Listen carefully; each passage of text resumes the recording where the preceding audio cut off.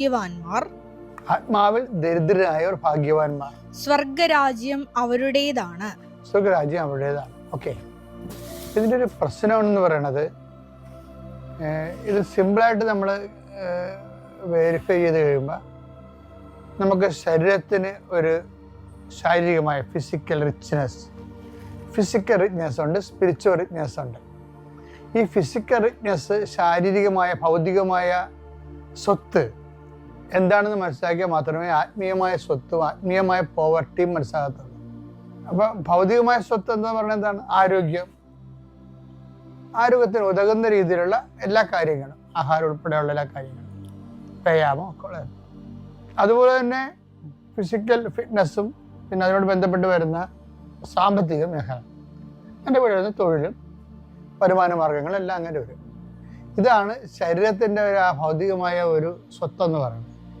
ഇതില്ലെങ്കിൽ ഭൗതിക ദാരിദ്ര്യമായി. ഇതുപോലെ ആത്മാവിൻ്റെ സ്വത്തുണ്ട്, അതില്ലെങ്കിൽ ആധ്യാത്മിക ദാരിദ്ര്യം ഉണ്ടാകും. ആത്മീയ ദാരിദ്ര്യം. ആത്മാവിൻ്റെ സ്വത്ത് എന്താ?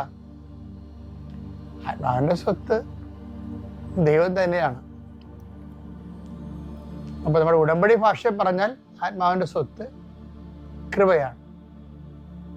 സുവിശേഷ ഭാഷയിൽ പറഞ്ഞാൽ കൃപ ദൈവത്തിൻ്റെ ശക്തിയാണ്.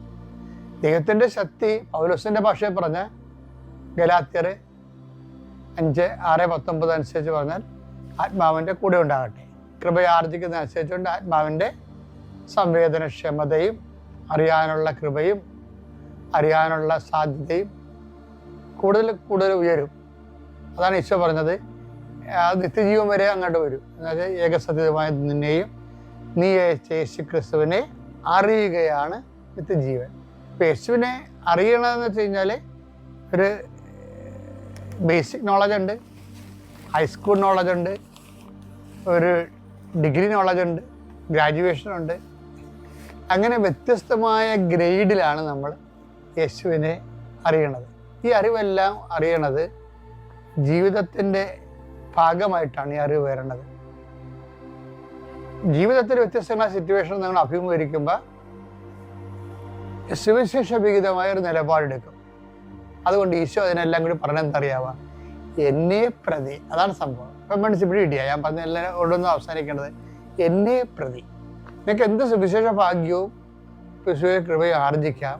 അതെല്ലാം സുവിശേഷ ഭാഗ്യമാകണത് എങ്ങനെയാണ്? ആ മത്തായിയുടെ സുവിശേഷം 5:3 കൺക്ലൂഷനിലേക്ക് പറയുന്നതാണ്